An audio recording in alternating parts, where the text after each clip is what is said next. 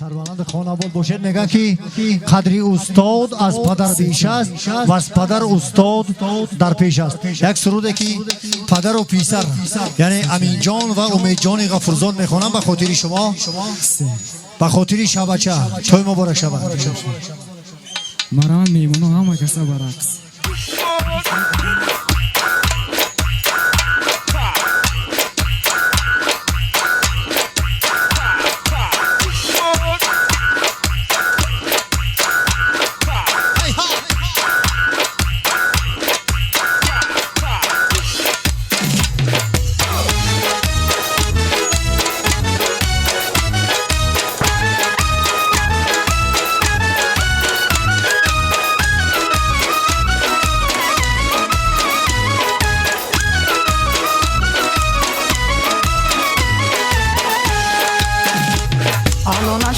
نگل خدیرانای من صدقه شوم چشمی شنای بما نروی به گلستانه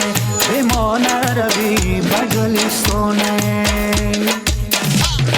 علامش کم نگل خدیرانای من صدقه شوم چشمی شوای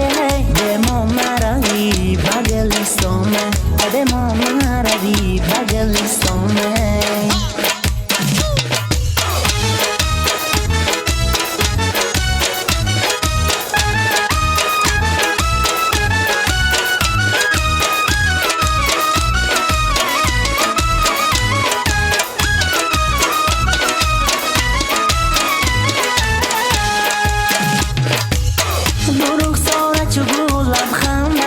جمعه ما مرایی بگلستانه دو ابرو تو کمر افکم نباشد جمعه ما مرایی بگلستانه ما قربانی دو چشمی سرمزه بر جمعه ما مرایی بگلستانه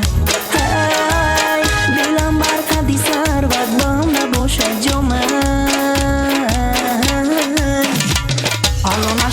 نگل خدیرانای من صدقه شوم چشمی شنای بما نروی به گلستانه بما نروی به گلستانه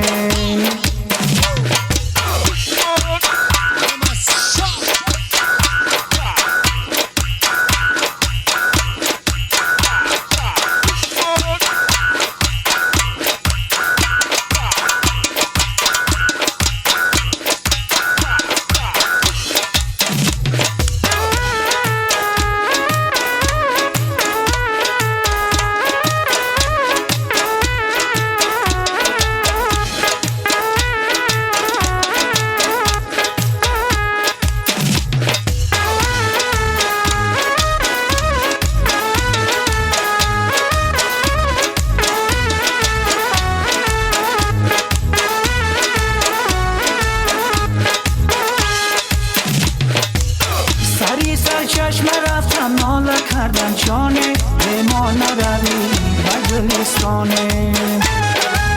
نظر بر هوی جنان نکردم جانه بما نروی به گلستانه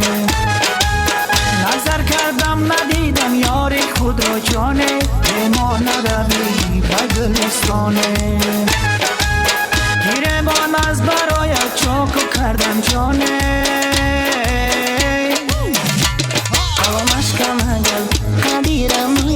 من صدقه شوم چشمی شوای بما مرایی به گلستانه